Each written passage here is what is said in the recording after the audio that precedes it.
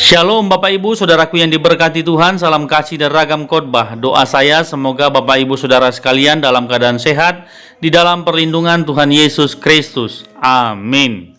Terima kasih sudah mendukung channel ini dan mendukung pelayanan Evangelis Daud Tony. Mari terus doakan beliau supaya senantiasa diberi kesehatan, kuasa dalam pelayanan, banyak jiwa dimenangkan dan nama Tuhan dipermuliakan. Di video kali ini, Evangelis Daud Tony akan menjawab berbagai pertanyaan seputar serangan kuasa gelap kepada keluarga. Video ini cukup penting untuk kita simak sebab kita berharap keluarga menjadi pondasi utama khususnya di dalam menghadapi tantangan serta kesusahan besar tahun ini.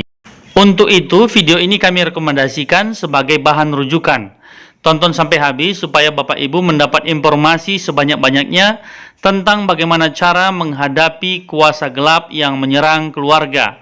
Namun sebelumnya, yuk dukung channel ini dengan cara subscribe, like, share, dan komen, serta bunyikan lonceng notifikasinya supaya channel ini semakin berkembang. Selamat menonton!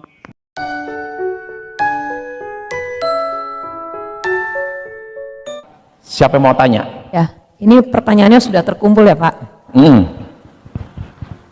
Mana nih orangnya? Ini saya di sini dari tadi ngerangkum pertanyaan dari WA Pak. Oke. Anak saya anak saya yang lelaki dapat karunia penglihatan dan waktu kecil sangat pemberani. Tetapi satu saat dia sedang nonton TV malam hari, tiba-tiba dia dihempaskan ke meja ruang tamu yang kaca sehingga berdarah di pelipis kirinya. Sejak hari itu anak saya menjadi penakut dan tertutup sampai sekarang. Apa yang harus dilakukan? Berarti ada trauma. Jatuhnya gimana dulu? Katanya badannya tiba-tiba dihempaskan ke meja kaca. Berarti ada dua unsur di sini. Bisa karena roh, kedua bisa karena saraf kejiwaan. Harus dilihat kasusnya dulu. Kalau itu karena roh, biasanya itu anak itu sering kesurupan. Tapi kalau itu gejala saraf atau kejiwaan, itu tidak ada unsur kesurupan atau unsur mimpi-mimpi ketemu orang mati. Harus dilihat unsurnya dulu. Oke, lanjut. Itu trauma berarti.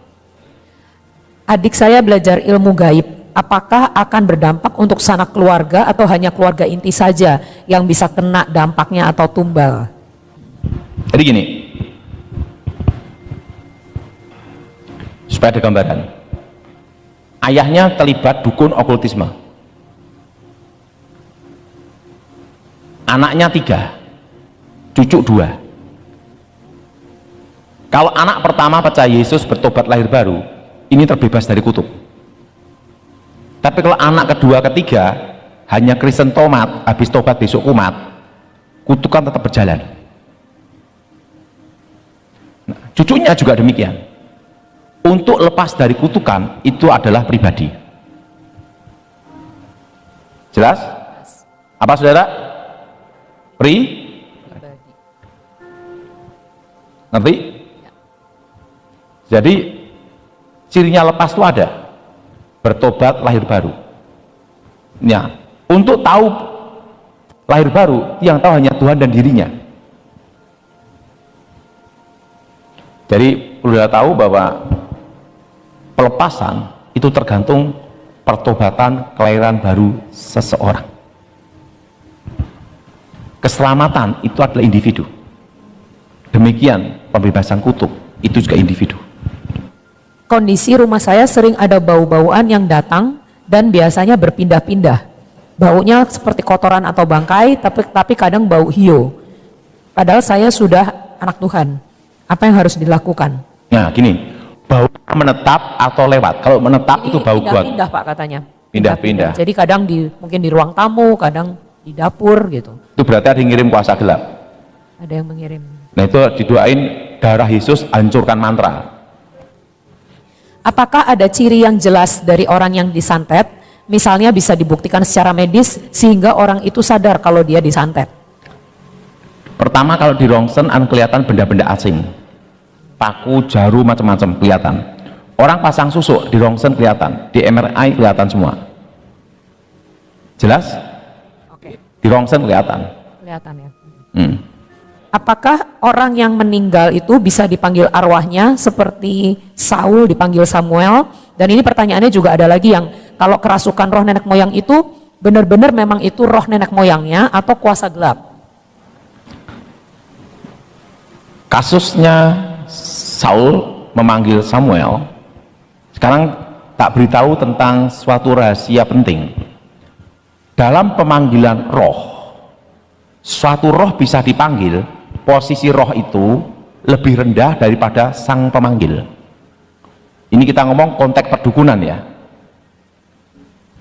Suatu roh dipanggil, berarti posisi roh itu kedudukannya lebih rendah daripada sang pemanggil.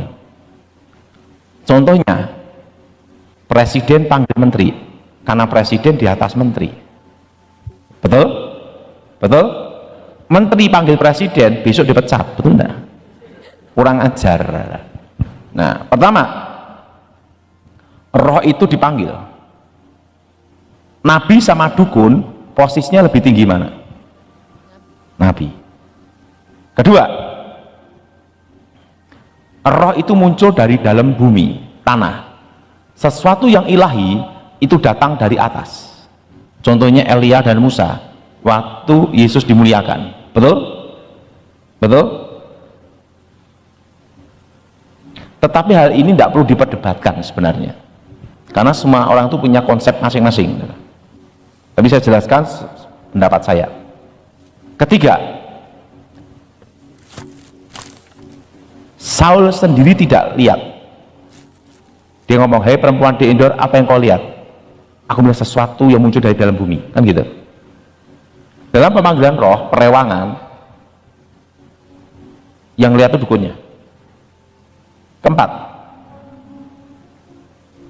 nubuatnya tidak terjadi. Roh itu berkata, Saul, engkau dan keluargamu, anak-anakmu, keluargamu semua mati bersama-sama aku besok. Kenyataannya anak Saul, Isi-Boset, lolos dari pertempuran itu, termasuk Mefiboset, anak Yonatan, cucu Saul, lolos. Ketiga, termasuk Mikal, istrinya Daud, lolos. Berarti tidak semua keluarga Saul mati dalam pertempuran itu. Yang dari Tuhan, nubuat dari Tuhan pasti terjadi, betul? Tapi kenyataannya roh yang ngakunya Samuel itu menubuatkan dan tidak terjadi. Karena apa buktinya? Isi-Boset, anak kandung Saul, lolos menjadi raja sementara, betul? Kedua, Mikal, istrinya Daud, lolos, betul? Ketiga, Mefiboset, anak Yonatan, lolos. Karena roh itu berkata, Saul, engkau dan keluargamu mati besok bersama aku. Tidak mati. Dan berikutnya, dari buahnya lah kamu akan tahu, Saul bunuh diri. Nah, perlu tahu, kita tidak bisa membatasi kuasa Tuhan. Itu aja. Tuhan mau ngirim siapapun, ya suka-sukanya dia, betul? Karena kita juga tidak bisa ngatur Tuhan, betul enggak? Buktinya Tuhan menyuruh siapa? Elia dan Musa. Kita tahu Musa mati, betul? Dan dikubur Tuhan sendiri, betul? Dan sampai sekarang mayatnya tidak diketemukan. Anak saya akhir-akhir ini masih kecil ya, dua-duanya ini sering melihat di ruang tamu kami benang putih menjulur dari atas ke bawah. Kadang satu, kadang benangnya jadi dua lalu menghilang. Tapi yang dewasa tidak bisa melihat, hanya anak-anak. Kalau boleh tahu itu apa dan bagaimana cara mengusirnya?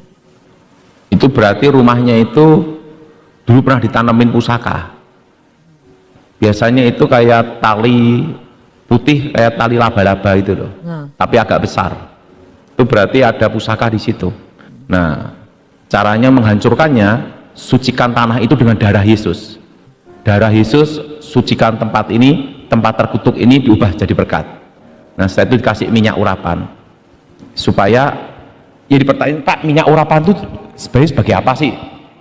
Minyak urapan itu adalah, pertama itu adalah Tuhan memberi kuasa, memberi wewenang atau batas wilayah Tuhan. Apa saudara? Batas wilayah. Makanya kalau rumah-rumah saudara itu dikasih minyak urapan, itu menjadi batas wilayah Tuhan. Jadi setan tidak bisa masuk. Makanya di sini kan ada minyak urapannya, taman Tuhan ya. Nah itu pakai itu. Nah itu untuk namanya batas wilayah Tuhan. Oke lanjut. Kalau ada orang yang mau meninggal lalu didatangi orang berjubah hitam, sampai orang yang mau meninggal itu menjadi sangat ketakutan. Bagaimana cara kita mendukung dalam doanya? Berarti orang yang mau meninggal itu punya pusaka, pusakanya belum dilepas. Punya mantra kekuatan di dalam tubuhnya belum dilepaskan. Jiwanya tersandra namanya. Nah itu harus dibebaskan demi nama Yesus. Nah itu doanya, darah Yesus hancurkan mantra, darah Yesus hancurkan jimat, darah Yesus hancurkan kutuk. Itu ada di 3 titik. Titik pertama ini, pegang semua di sini. Semua kekuatan konsentrasi itu ada di sini. Ya, kedua, pegang sini. Jantung kiri. Karena semua kekuatan mistik, kekuatan gaib itu akan mengikuti jalur peredaran darah. Jelas? Coba semua pegang bagian pusar. Nah, semua kekuatan gaib, kekuatan mistik itu terpusat di pusar. 3 titik pusat itu kalau dikenakan, ilmu sehebat apapun itu akan buyar. Kenapa pusar? Karena manusia waktu belum lahir hidup dari tali pusatnya. Coba pegang 1, 2, 3. Nah itu. Oke, lanjut. Itu maksudnya dipegang tuh dikasih minyak urapan Pak atau gimana? Lebih baik kasih minyak urapan. Kasih minyak urapan ya. Oke. Oke.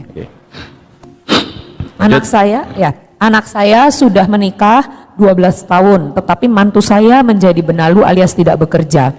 Anak saya diberi makan dan minum dari dukun supaya bisa diambil uangnya. Sampai kadang anak saya jadi error. Apa yang harus saya lakukan? Berdoa, orang tuanya berdoa untuk membuka pikiran anak dan membuka pikiran menantu supaya bertobat. Yaitu doanya darah Yesus buka hati dan pikirannya. Roh Kudus jamah. Ya. Oke. Selanjutnya, waktu saya bayi, saya pernah kekurangan darah dan ditransfusi darah. Baru tahu ternyata yang mendonorkan darah ke saya itu anaknya dukun. Apakah saya perlu pelepasan? Tidak. Karena yang berhubungan dengan kutuk itu roh. Jelas? Saya dulu pernah dipakai oleh dukunnya ibu saya untuk melawan dukunnya mantan suami. Apakah masih ada sisa dan dampaknya sekalipun saya sudah pernah pelepasan? Sebenarnya untuk lepas dan tidaknya itu tergantung iman kita. Kalau kita percaya Yesus bertobat lahir baru, dari iman kembali iman, itu sudah bebas. Sekalipun didoain pendeta, sekalipun didoain saya sampai udah habis, orangnya tidak mau bertobat ya percuma. Itu tergantung dirinya. Oke? Oke. Next, pacar saya pernah dipukuli orang sampai telinganya berdarah. Sejak saat itu dia kok sering dengar bisikan di telinga dan di hatinya. Wah itu sakit saraf. Betulin telinganya. Sakit saraf karena dampak pukulan ya Pak ya? Iya. Oke. Bisakah mendoakan pelepasan untuk orang yang memegang ilmu tanpa ada keinginan dari si pemegang ilmu tersebut? Itu perlu waktu, jamahan Tuhan. Tapi segala sesuatu yang kita doakan itu tidak akan sia-sia. Pasti akan ada waktu Tuhan untuk bertobat. Itu perlu adanya pertobatan dulu dalam pelepasan. Oke lanjut. Ayah saya setelah menikah dengan istri ketiga jadi kaya raya. Dari 2013 sampai sekarang saya disantet oleh keluarga istri ketiganya soal harta. Bagaimana supaya tidak berlarut-larut? Pertama ampuni. Karena pengampunan adalah kunci pemulihan. Dan yang kedua, doa dengan darah Yesus. Makanya saudara berdoa setiap hari, darah Yesus sucikan tubuh jiwa rohku, darah Yesus bentengi aku.